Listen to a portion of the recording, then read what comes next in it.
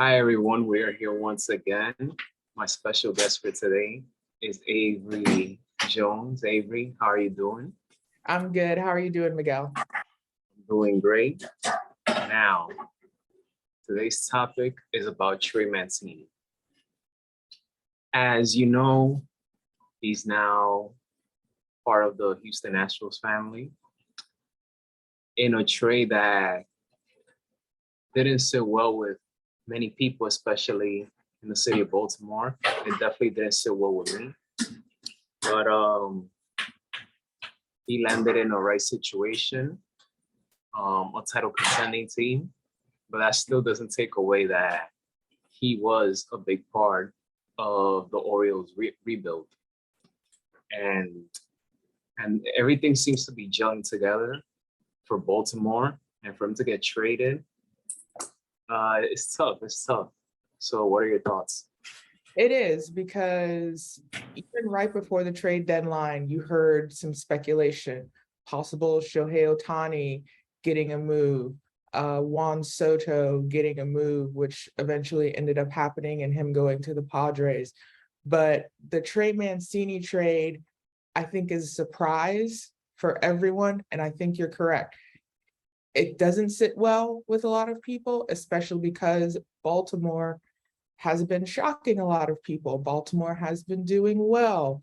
The team has figured out what they need to do. And, right at the trade deadline, Baltimore is looking at a possible second wild card. And all of a sudden, for Trey Mancini to get traded, that is a shock. But you have to look at the other baseball side of it. Baltimore still knows they need other weapons, so they go for the trade. Houston is already stacked and they are just running their division. So they see Trey Mancini, who's playing decent baseball on a team that's for the past couple of years hasn't been doing very well, but they say, hey, we want this guy on our team and help us win a championship. Because in the American League right now, every professional analyst is saying it's going to be either Houston or New York, which I kind of don't want to agree with them, but you can't lie with statistics and numbers. So, and even for me, I'm from Florida. Trey Mancini is about 2 hours up the road in Winter Haven. So even, us Florida baseball fans are like, whoa, wait a minute. And we like an underdog story too, especially in baseball. And Trey Mancini coming back from cancer, playing ball again, doing well on a team that a lot of people were writing off at the beginning of the season in the Baltimore Orioles. It was a shock. Even Trey Mancini tweeted it, it was sad that when he puts on his uniform, he's not going to be seeing his teammates for that have been there for him. So I'm glad he's doing well. He's been doing a little bit better since the trade. But it's one of those where I think, not to get metaphysical, it could have a butterfly effect. We hope good for Trey Mancini, but other teams are looking at this and they're like, well, wait a minute, we could probably do something similar. Or, other players may be looking, and because baseball is a business, other baseball players are looking at this. I'm like, oh, okay. Even if I'm doing well, I could be traded to a contender or maybe a not so contender. So they still want to produce to show not only do they love the game, but they love the game enough to win. Baseball is a business, and Trey Mancini, he's hitting 268 in the season so far, not bad.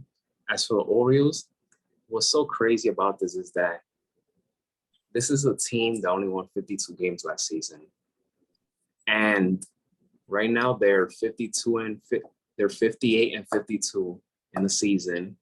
They would have been tied for first place in the AL Central with the Guardians had they been on that division. That's insane. It is, and like I said, in baseball, and I think even us as Americans, we like an underdog.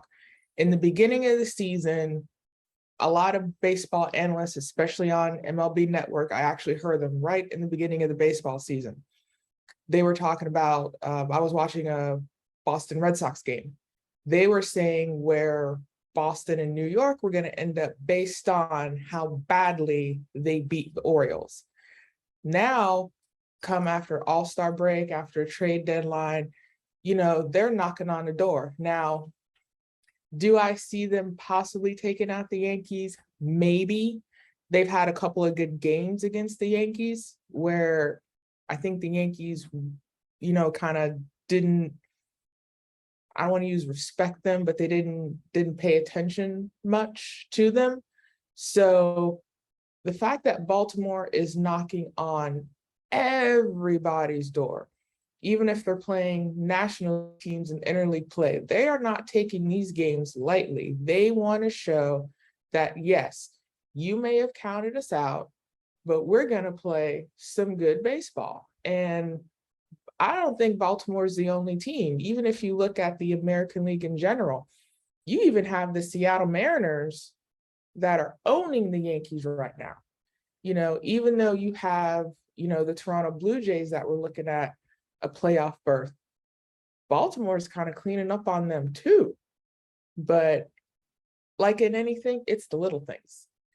It's the little things. It can take one good game, it could take one good walk-off, and all of a sudden it will turn around, and next thing you know, you're in the playoffs, and then it gets interesting. Like, I'm repping my Atlanta Braves shirt. I've been a Braves fan since I was a kid when they were terrible.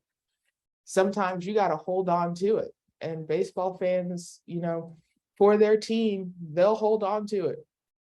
Me in general. I loved when the Braves turned it around with Bobby Cox and Glavine and Maddox, and all had to do with a trade, a sign, a good signing.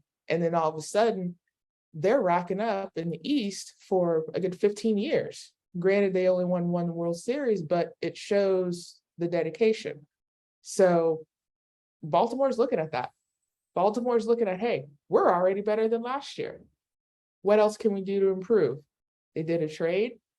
Not many people like it. Not many people agree with it, but they're going to make it work. They're going to make it work. And I see the Orioles, having a lot of people, eat their words. I do.